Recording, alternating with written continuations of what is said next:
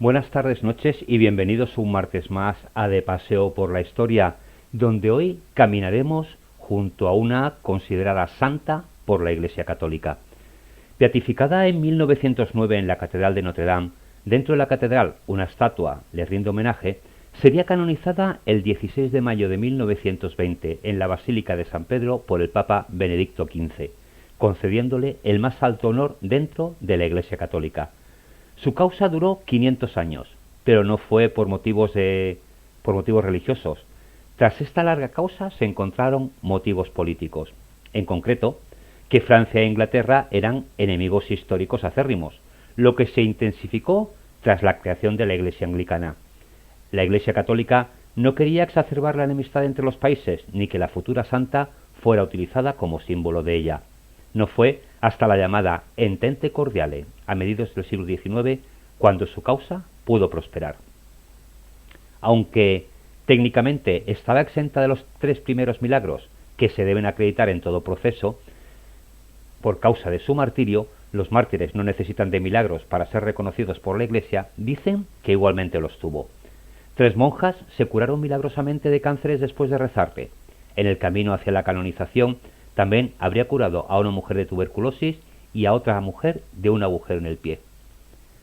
Hoy caminaremos junto a ella, junto a una mujer, o mejor dicho, una adolescente que con los años llegó a convertirse en el símbolo de todo el país. Una joven a la que le gustaba que la llamaran la doncella. Y sin más, comenzamos.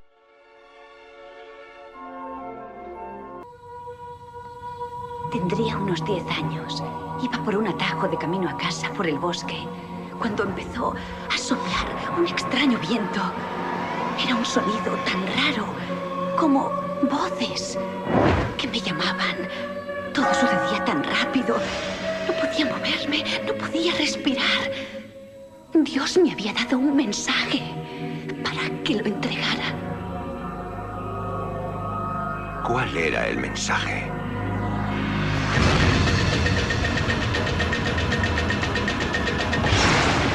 Me dijo que debía salvar a Francia de sus enemigos y volverla a dejar en manos de Dios. ¡Seguidme!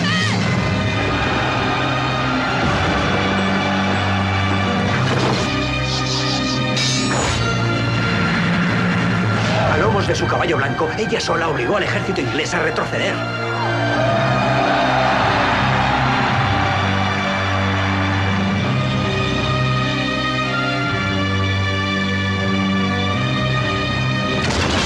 Demasiado fácil. Debemos estar absolutamente seguros de que no es un instrumento del demonio. Está loca. Te estamos, claro está, enormemente agradecidos por tus esfuerzos pasados. Pero tu cometido ha terminado. Quiero a esa chica quemada. No te haces ningún favor al negarte a someterte a nuestro juicio. Ustedes, que afirman ser mis jueces, tengan cuidado ustedes.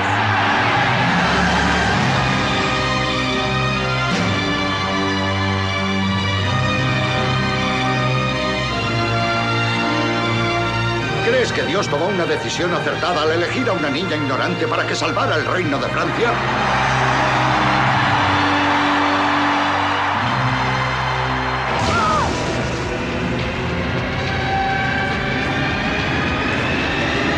¿Quién eres tú para siquiera creer que sabes diferenciar entre el bien y el mal?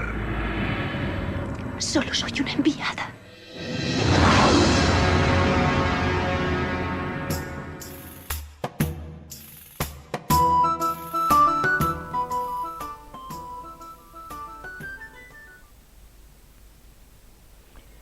Juana de Arco, también conocida como la doncella de Orleans y santa de la Iglesia Católica, en un proceso de beatificación que, como he dicho antes, duró nada más y nada menos que 500 años.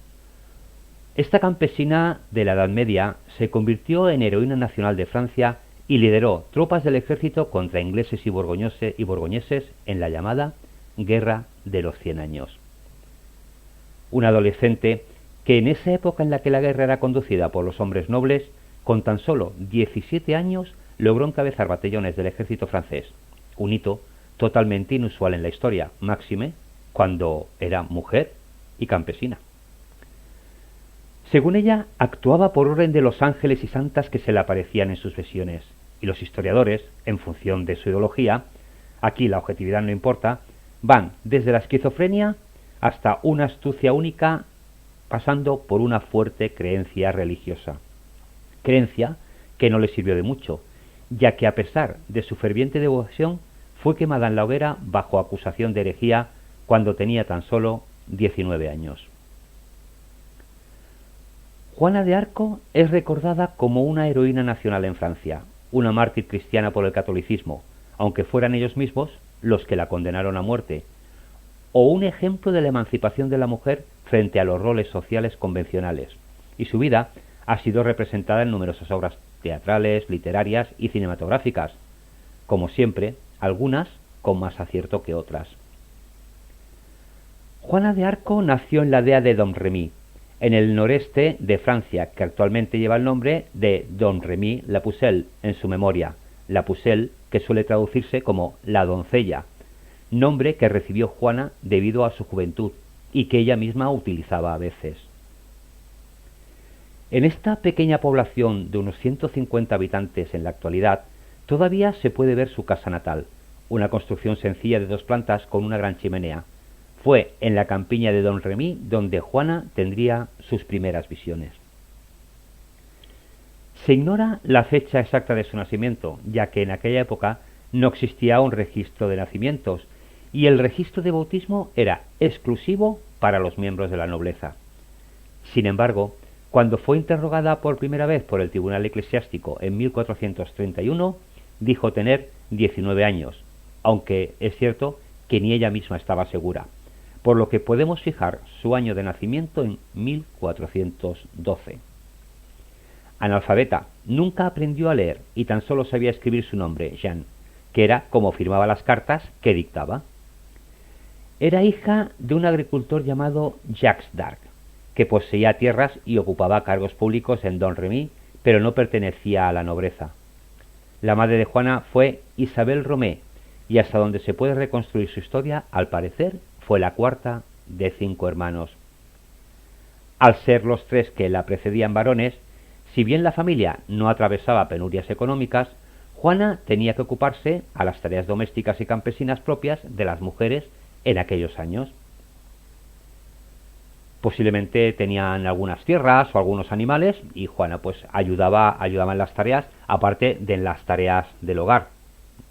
Padre y 3 hermanos varones mayores. Antes de continuar con su biografía, es bueno que conozcamos el contexto histórico en el que vivió, marcado por una guerra a la que llamaron de los 100 años, aunque el conflicto en realidad duró 116.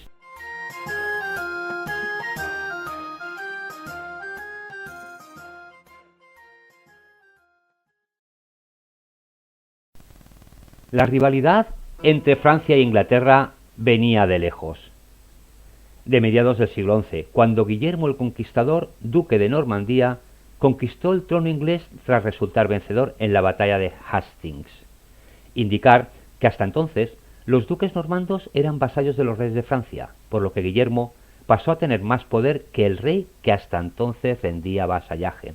Tras esto, una consecuencia de diferentes matrimonios acabó en que el rey de Inglaterra se convirtió en señor de gran parte del territorio francés. La Guerra de los 100 años estalló en 1337 a causa de un conflicto sucesorio a la muerte sin herederos del rey Carlos IV de Francia.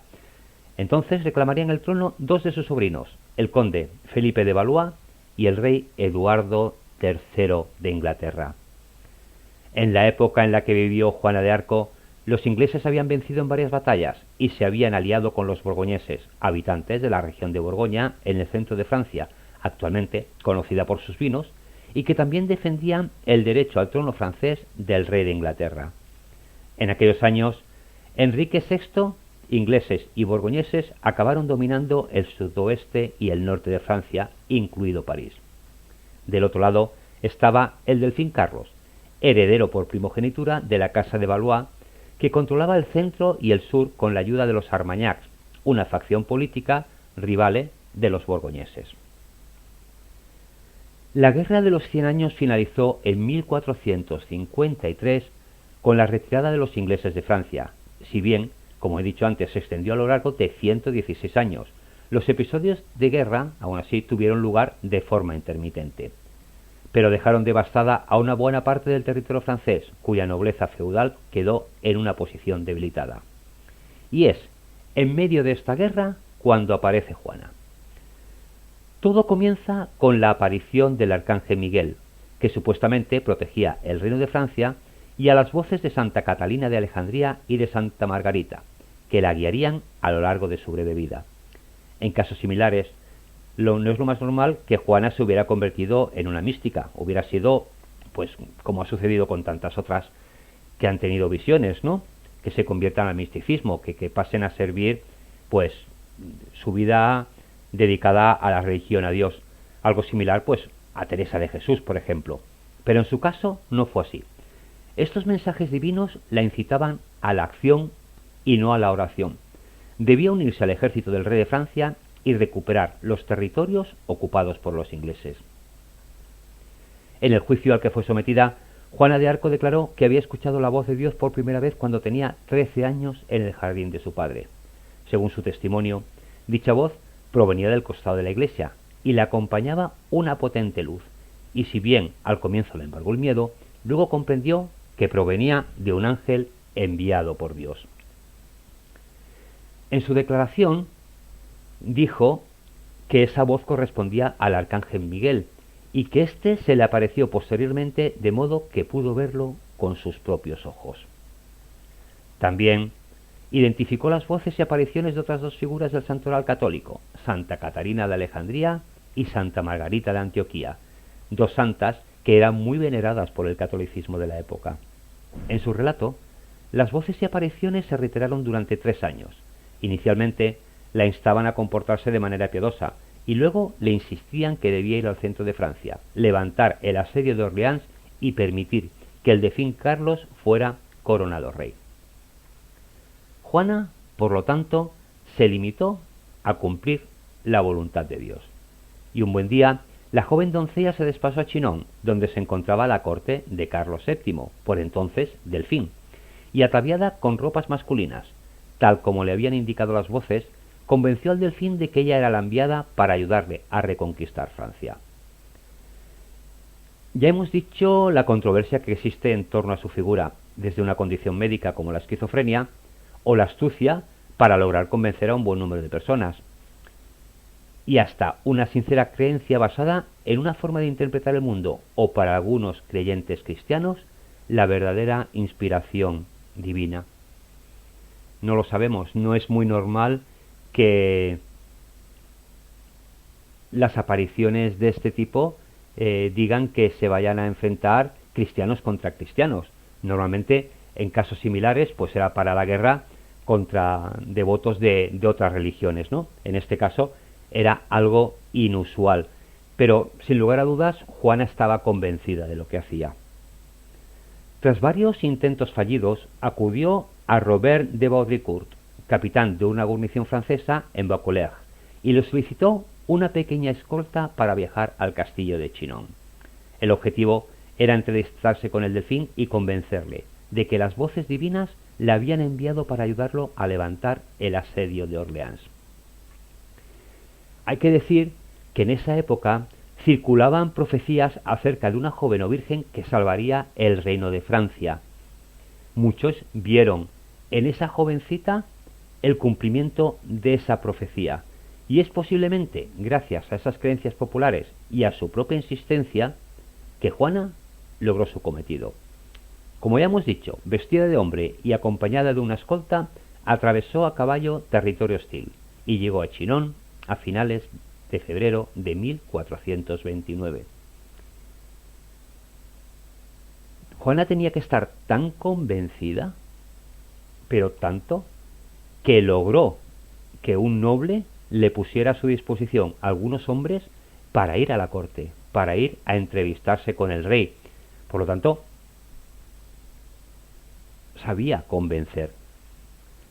Según recogen los testimonios, Carlos recibió a Juana y ésta le comunicó que quería enfrentarse militarmente a los ingleses. También le dijo que las voces le habían asegurado que sería coronado, rey en Reims, ciudad donde se debía consagrar a los reyes de Francia, pero que en ese momento estaba en manos de los borgoñeses. Imaginaros una corte donde se presenta una jovencita vestida de hombre y le dice que quiere enfrentarse nada más y nada menos que al todopoderoso ejército inglés. La reacción, suponemos que en un primer momento no tuvo que ser demasiado, pues digamos que tuvo que ser objeto de muchas burlas, seguro. Pero, según lo comentado, el primer encuentro de Juana con Carlos tuvo lugar en la corte real en la ciudad de Chinon, a finales de febrero o comienzos de marzo de 1429. Ella tenía entonces 17 años. Juana le dijo que había venido a levantar el asedio de Orleans y a conducirlo a Reims para su coronación. Tras presentarse ante la corte, y aunque causó una gran impresión en Carlos durante la conferencia privada que mantuvieron, sus consejeros la miraban con recelo.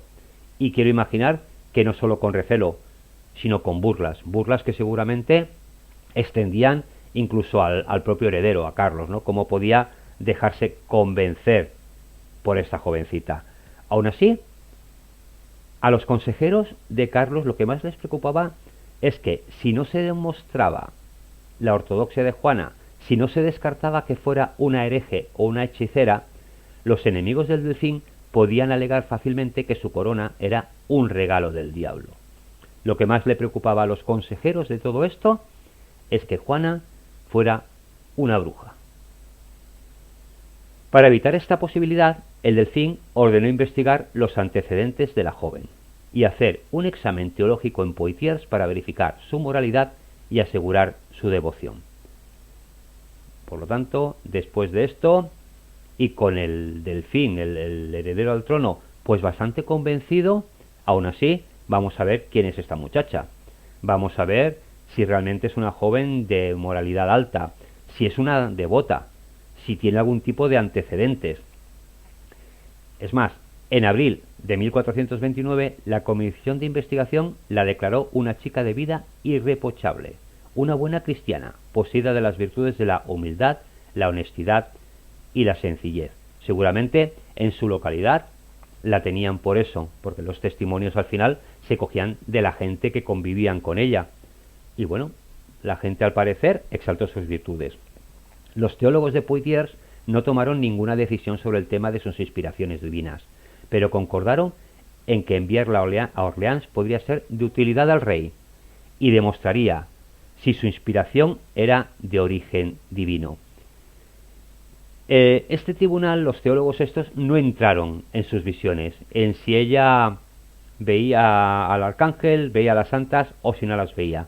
Hicieron caso omiso a esto, simplemente pensaron, bueno, es una joven de moralidad intachable, quizás a lo mejor no nos va a ser útil como guerrera, pero sí que nos puede alentar a las tropas. No olvidemos la profecía, ¿vale? Esta doncella. Por lo tanto, esto podía ser algo que animara al ejército. Y fue esto lo que convenció a Carlos. Pero también declararon que tenían la obligación de poner a prueba a Juana. Los teólogos afirmaron que dudar de ella o abandonarla sin sospechar del mal sería repudiar al Espíritu Santo y ser indigno de la ayuda de Dios. Y recomendaron que las afirmaciones de la campesina se corroboraban viendo si podía levantar el asedio de Orleans como ella había predicho. Muy bien, ya hemos dicho esto, no vamos a poner en duda sus visiones.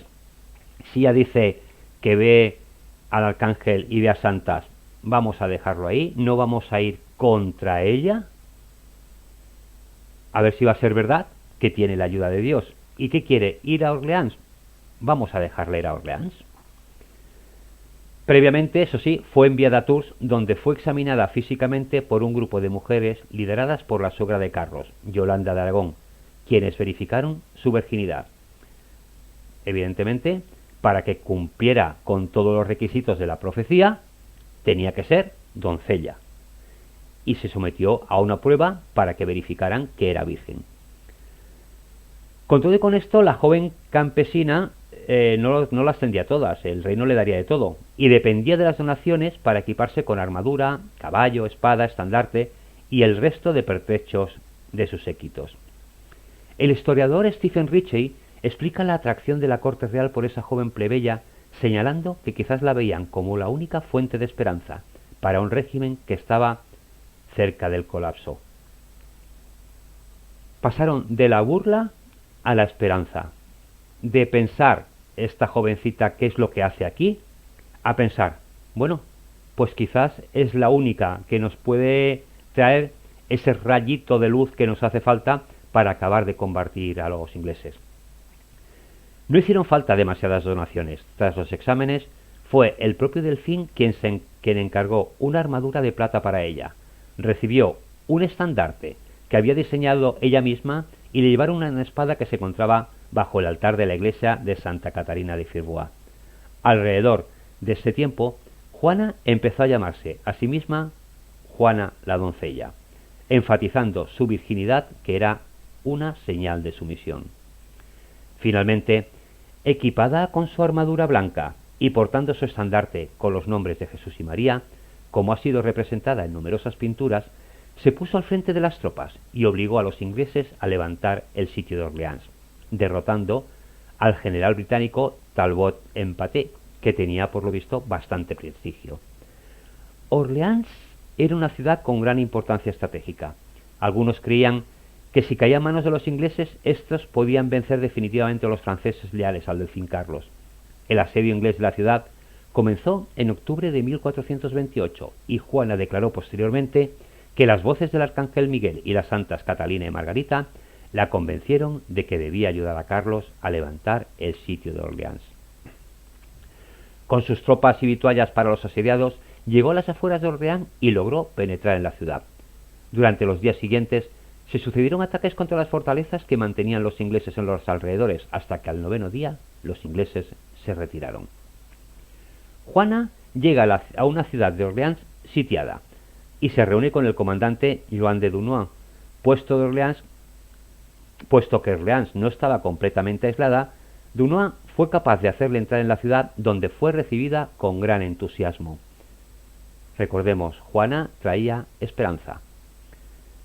Fue tratada al principio meramente como una figura para subir la moral, nada más, alzando su estandarte en el campo de batalla. La doncella de la profecía está con nosotros. No se le dio ninguna orden formal, fue excluida de los consejos de guerra y no se la informaba cuando el ejército se enfrentaba al enemigo. Sin embargo, Juana se ganó rápidamente la fe de las tropas de Armagnac, quienes creían que les podía llevar a la victoria. Y con el tiempo, algunos de los comandantes empezaron a aceptar su consejo, de modo que la decisión de Dunois de excluirla no impidió su presencia en la mayoría de los consejos y batallas. A pesar de que habían órdenes de que no interviniera en nada, ella siempre se las apañaba para intervenir en todo. Los historiadores no se acaban de poner de acuerdo, no obstante, respecto al rol que Juana tuvo en la defensa de Orleans. Algunos sostienen que su presencia fue decisiva, ya que por su arrojo junto a las tropas o por el efecto de su figura en lo moral de los defensores. Otros sugieren que el éxito se debió a un cambio de táctica ajeno a las decisiones de Juana, que sin embargo permitió que ésta fuera percibida como la heroína de las profecías. Aunque no se ponen de acuerdo cómo pudo o no pudo influir, lo que todos aceptan es que la llegada de Juana coincide con la defensa de Orleans y la retirada de los ingleses del sitio. Por lo tanto, lo cierto es que tuvo un papel activo en la inspiración de los defensores de la ciudad, y se cuenta que también participó en algunos ataques contra las posiciones inglesas enarbolando su estandarte, hasta el punto que resultó herida en el hombro por una flecha. Historiadores aparte, si resultó herida, o estaba en el combate o estaba muy cerca de él.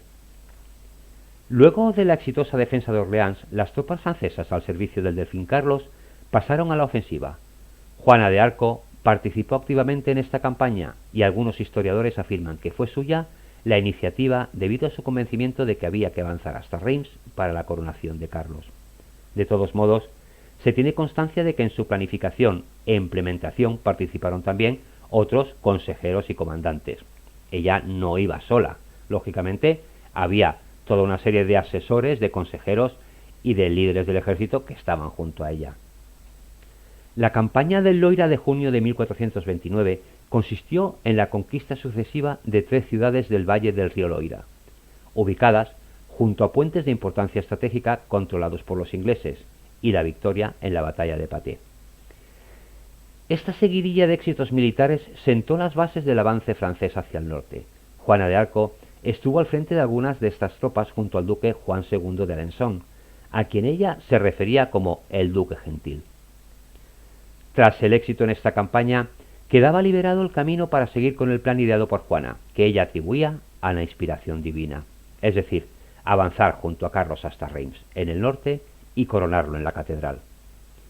Entre las misiones que, según afirmaba Juana de Arco, le habían sido encomendadas por Dios, estaba, evidentemente, la de acompañar al delfín hasta la catedral de Reims, donde debía ser coronado rey legítimo de Francia. La empresa era peligrosa, ya que implicaba avanzar sobre territorio controlado por borgoñeses e ingleses. Sin embargo, Juana estaba convencida de que era importante coronar cuanto antes a Carlos, lugar tradicional de la congregación de los reyes de Francia en Reims, para que su legitimidad tuviera sanción divina. Los franceses veían coronar a un rey en la catedral de Reims como que el rey aprobaba esa coronación. Juana tiene que acompañar a Carlos para asegurarse que así sea. Una enviada de Dios tiene que estar presente en una coronación de un rey en una catedral donde el rey donde Dios aprueba ese reinado. Debido a la contundente victoria en Orleans y el Valle del Loira, y posiblemente también a la reputación de Juana, las poblaciones por las que pasó el ejército de Carlos se fueron rindiendo o se mostraron leales al delfín, incluida la ciudad de Troyes, que inicialmente resistió, pero concluyó capitulando. Seguramente la leyenda de la doncella se iba extendiendo por todo el territorio francés. Por eso, seguramente muchos de los sitios por donde pasaba se mostraban leales al delfín Carlos, porque Juana iba junto a él. Y así fue como las tropas llegaron a Reims, donde los habitantes abrieron las puertas, y el 17 de julio de 1429 el delfín fue coronado rey de Francia como Carlos VII, acompañado en la ceremonia, como no podía ser menos, por Juana de Arco, cuyas proezas alcanzaron aquí su punto máximo. Tras su coronación en Reims, Carlos VII negoció una tregua de 2 semanas con los borgoñeses, que aprovecharon para reforzar la defensa de París ante el inminente ataque. El control de la capital tenía importancia política, y su captura por parte de Carlos VII hubiera supuesto un duro golpe para los borgoñeses y la definitiva inclinación de la balanza a favor de los Armagnacs. Sin embargo, el asalto a la ciudad del 8 de septiembre fue un completo desastre, y las tropas de Carlos VII se retiraron con más de 1000 bajas y Juana herida por una flecha, esta vez en un muslo. Durante los meses siguientes, Juana protagonizó algunos ataques a sitios fortificados y fue ennoblecida junto con su familia por el rey en reconocimiento a sus hazañas militares. En mayo de 1430 dirigió a una pequeña tropa hacia la ciudad de Compiègne, que estaba siendo asediada por un ejército borgoñón. El 23 de mayo, su tropa cayó en una emboscada y Juana fue capturada por un noble del bando borgoñón llamado Lionel de Vendôme, miembro de la unidad de Juan de Luxemburgo. Luxemburgo la trasladó prontamente a su castillo, cerca de Noyes. Tras su primer intento de fugarse, fue transferida al castillo de Beaurevoir. Luego la seguirían otros intentos de escapar, en uno de los cuales saltó desde la torre de 21 metros en que estaba confinada y cayó sobre la tierra blanda de un foso seco. Después de este intento de huida, fue trasladada a la ciudad borgoñosa de Arras. Los ingleses negociaron con sus aliados borgoñeses que le cedieran su custodia. El obispo Pierre Cuchon de Beauvoir, partidario de los ingleses, asumió el protagonismo en estas negociaciones y su posterior juicio. El acuerdo definitivo exigía que los ingleses pagaran la suma de 10.000 libras para la entrega de la doncella. Los ingleses llevaron a Juana a la ciudad de Rouen, que era su centro de operaciones en Francia. El historiador Pierre Champion señala que los franceses de la facción de Armagnac intentaron rescatarla varias veces, lanzando ofensivas militares contra Rouen mientras estaba allí encarcelada.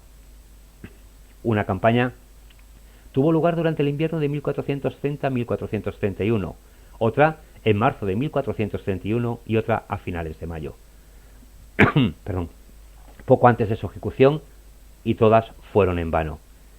Champion también cita fuentes del siglo XV que dicen que Carlos VII amenazó con vengarse de las tropas de Borgoña que la habían capturado y de los ingleses y las mujeres de Inglaterra en represalia. Como ya he comentado antes, los borgoñeses entregaron a Juana de Arco a los ingleses. Estos la llevaron prisionera al castillo de Rouen, donde tenían su sede de gobierno en Francia. Permaneció allí desde el 23 de diciembre de 1430 hasta el momento de su ejecución, el 30 de mayo de 1431.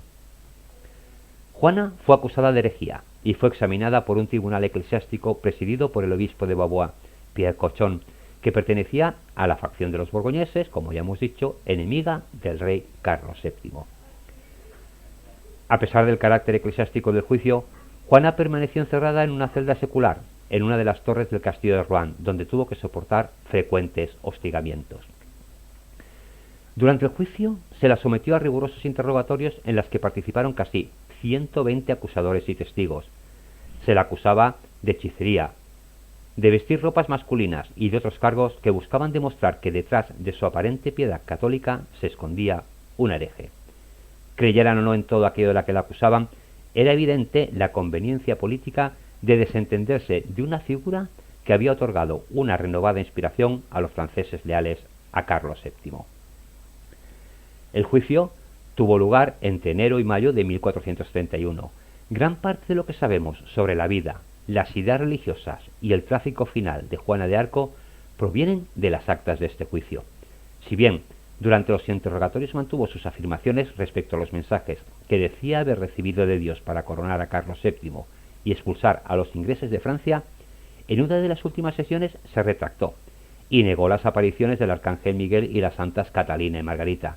Sin embargo, pocos días después retiró su retractación con el argumento de que sólo la había pronunciado por miedo a la tortura y al fuego, pero que las santas se habían comunicado con ella para amonestarla por faltar a la verdad.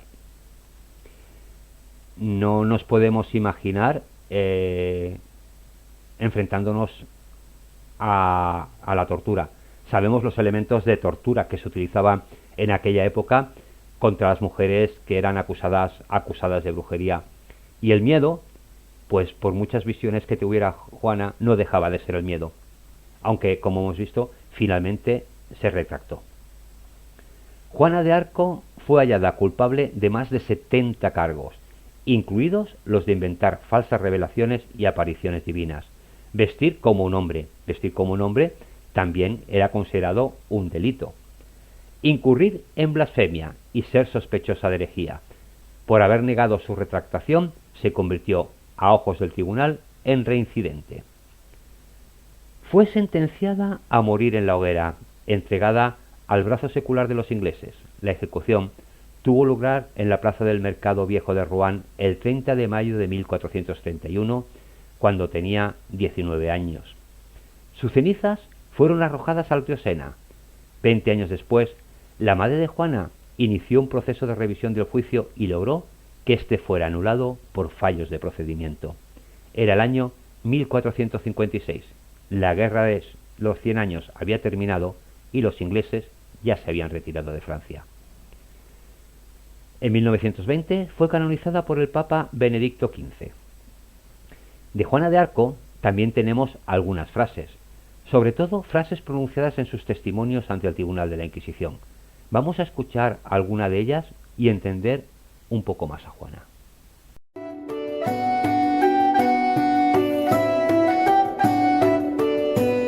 Es cierto que deseaba escapar, y de esta manera lo deseo todavía.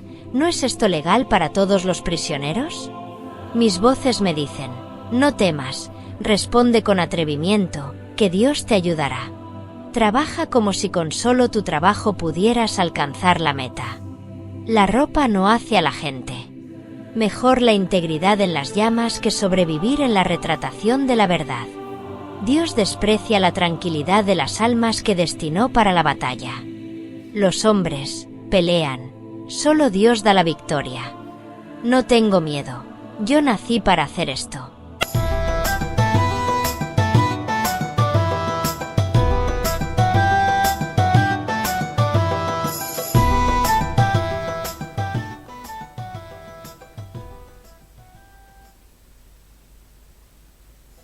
Lógicamente, se tuvo que enfrentar en este juicio, entendemos, a algunas preguntas incómodas. Una de ellas puede ser: si eres la enviada de Dios, ¿por qué te querías escapar? Y ella le contesta: es cierto que deseaba escapar, y de esta manera lo deseo todavía. ¿No es esto legal para todos los prisioneros? Más allá de su fe, ella consideraba que uno de los deberes de cualquier prisionero era intentar escapar. Mis voces me dicen: no temas, responde con atrevimiento, que Dios te ayudará. Lo hemos comentado a lo largo del relato de la vida de Juana. Ella estaba convencida de que Dios le iba a ayudar a cumplir sus propósitos. Por eso no tenía miedo a la batalla, porque sabía que si Dios, a través de sus voces, le habían dicho que el delfín sería coronado rey, sería coronado rey. Trabaja como si con solo tu trabajo pudieras alcanzar la meta. Aún así, aun con la ayuda divina, ella era muy consciente de que tenía que trabajar.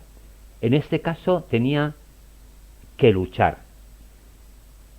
Aunque fuera luchar ella sola para alcanzar su meta, era necesaria su lucha. La ropa no hace a la gente.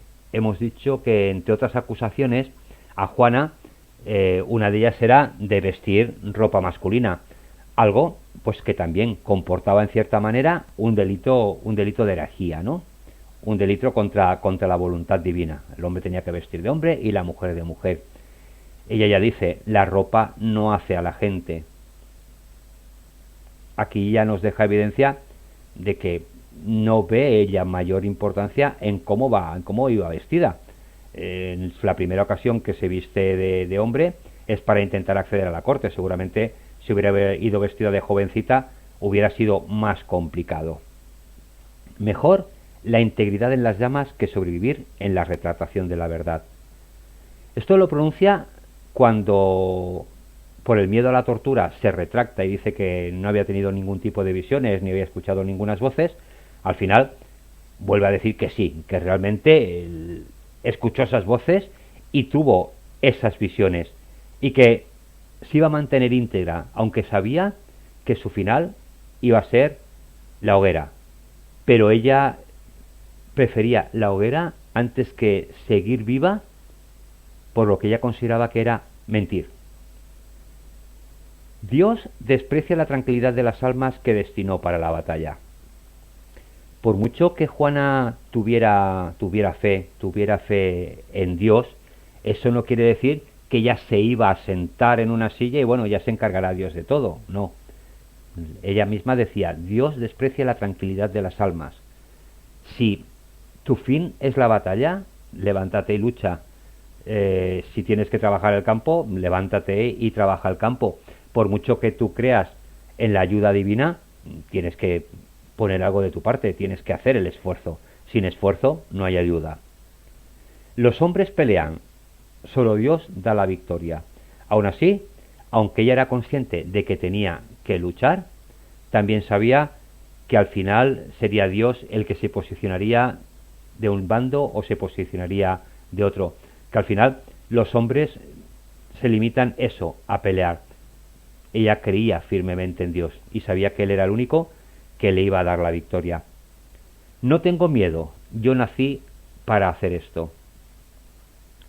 Bueno, posiblemente sí tenía miedo, ya lo hemos visto, tenía miedo a la tortura, tenía miedo al fuego, pero al final, cuando se tuvo que enfrentar a las llamas, cuando ya su destino estaba dictado, ella asumió que había nacido para esto.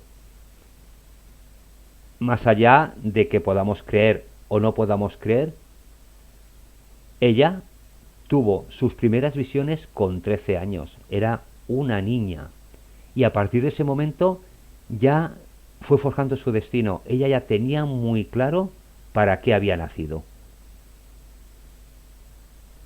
Hoy hemos paseado junto a una joven que tuvo la peor de las muertes, la reservada a los pobres, a los herejes, a las brujas. Y es que eso fue considerada para quienes la juzgaron una hereje, una bruja, un ser maligno. Juana de Arco, una mujer, digámoslo también, traicionada por su rey, Carlos VII, que aunque dicen que sí, que hubo algunos intentos de ayuda, en realidad él no movió un solo dedo para evitar su muerte. Fueron algunos de sus hombres los que intentaron el rescate, pero él, una vez coronado, una vez que ya tenía el poder, se olvidó bastante de Juana. Dicen que antes de morir, tras gritar Jesús varias veces, dijo: yo moriré por su culpa. Si yo me hubiera entregado a la Iglesia y no a mis enemigos, yo no estaría aquí. No es que esté culpando a Jesús de su muerte, sino más bien por su causa. Ella era consciente de que si hubiera llevado una vida mística, pues no la hubieran quemado. Pero no, ella luchó contra aquellos que consideraban sus enemigos. Por lo tanto, cuando ella dice por su culpa, quizás tendríamos que entender por la causa divina que ella creía que era lo que estaba haciendo. Se dice que fue quemada 3 veces para que no quedara ni rastro de ella. Los restos del primero la volvieron a quemar y luego la volvieron a quemar, hasta que al final solo quedaron cenizas que fueron arrojadas al río Sena.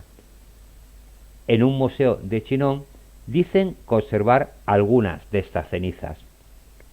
Lógicamente sabemos lo que pasa con las reliquias. Cenizas arrojadas al río, pues es muy difícil que alguien las pudiera rescatar, más cuando Juana fue quemada en territorio, aunque fuera en territorio francés, pero bajo el dominio inglés. El único objeto que se conserva de ella, eso sí, es su espada, a la que se la llama la Joyosa. Es una espada que está expuesta en el Museo del Louvre. En 1979 se terminó de construir una iglesia en su honor, y aunque no tiene tumba, lógicamente no hay restos, no hay tumba, miles de peregrinos y turistas le rinden honores en la plaza del Mercado Viejo de Rouen, donde fue atada a una estaca y quemada viva.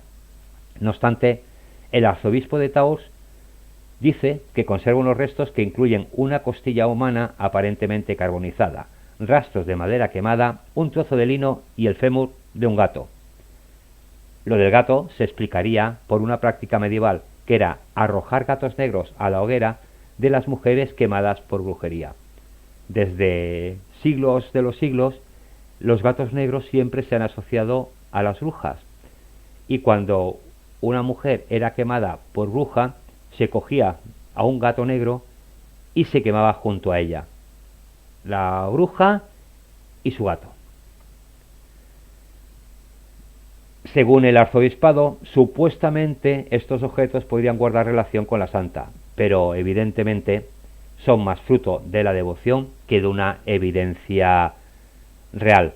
Por eso no están en ningún lugar de culto, simplemente lo conservan, pues bueno, igual en algún tiempo pues alguien convenció al obispo de turno de que aquello eran reliquias, en la época en que aparecían reliquias por todos sitios y en las que para que una iglesia fuera consagrada tenía que tener una reliquia. Por lo tanto, muchos optaban por comprar un trozo de hueso del primero que pasaba por allí, diciendo que ese hueso había pertenecido a un santo. Y ya, para acabar, lo vamos a hacer con nuestra pista musical de hoy, y con un género que quizás no va muy acorde con el personaje, ya que es una canción no demasiado mística.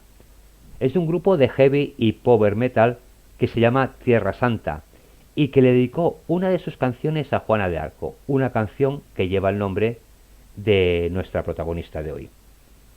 Hoy hemos caminado junto a la doncella de Orleans, más allá de lo que podamos nosotros interpretar acerca de sus visiones, de sus voces, si estamos más a favor de la intervención divina o si estamos con lo que dice la medicina de que podía padecer una esquizofrenia, vamos a descartar la parte de que era muy astuta, porque alguien que tiene astucia la utiliza para librarse de la hoguera, y ella en ningún momento la utilizó para eso.